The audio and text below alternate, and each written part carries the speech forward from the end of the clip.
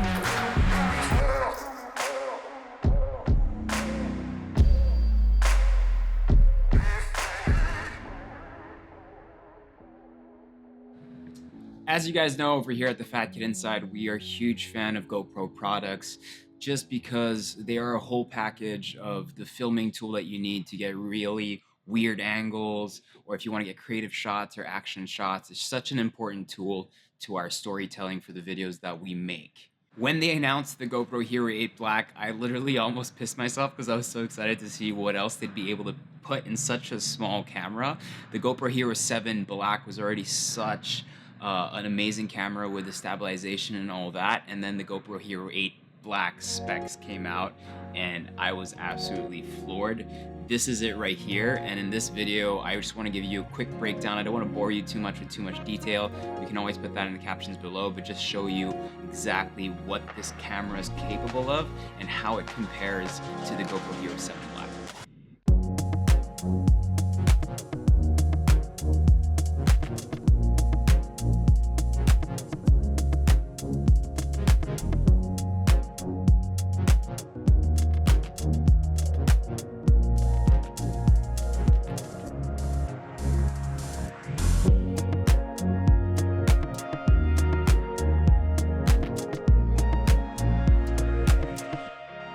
So just when we look at it very quickly, you'll see that it's slightly larger than the 7. But one of the main differences, which I like, is that usually the 7, you'd have to do this, right?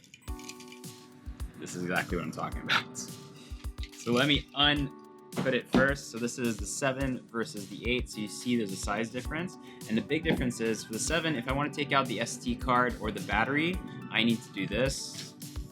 Open it, everything, and then if I want to mount it again, I have to mount it and then put it back in, etc., etc.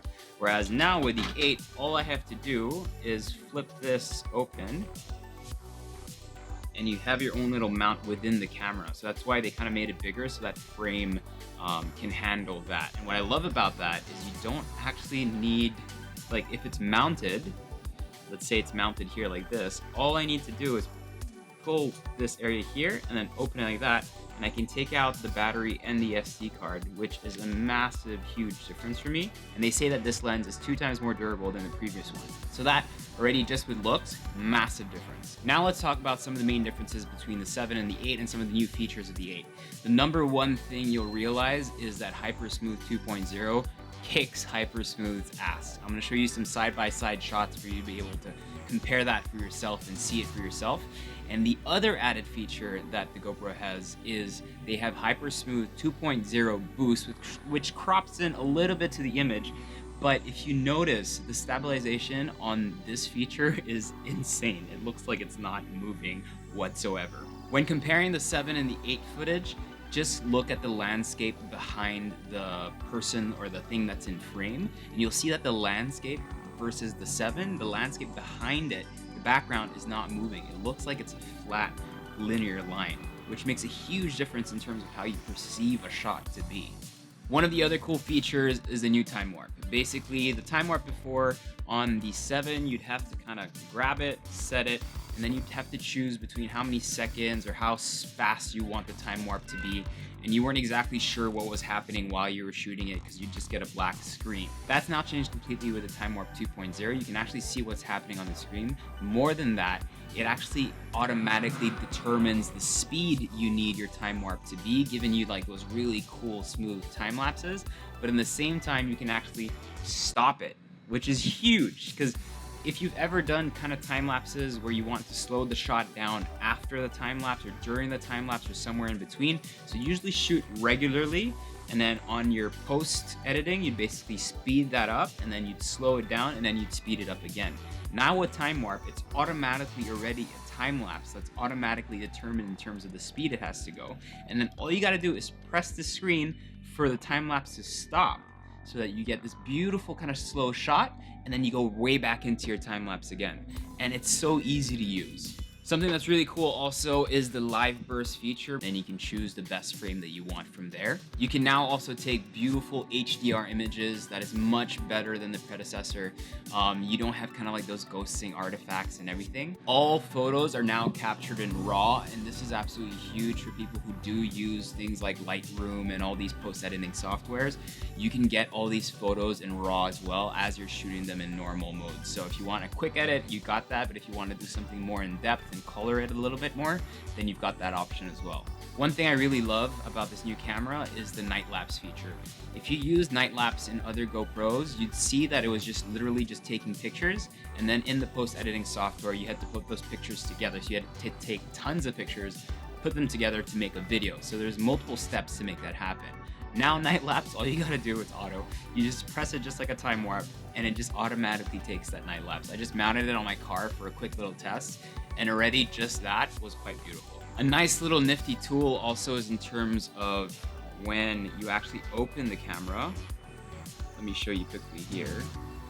So I'm gonna go on video, and on the video, I can directly select the lenses I want to use, from super view to wide to linear and then to narrow. So basically, instead of going before, you'd have to go in the menu to change that. Now you can do it straight here.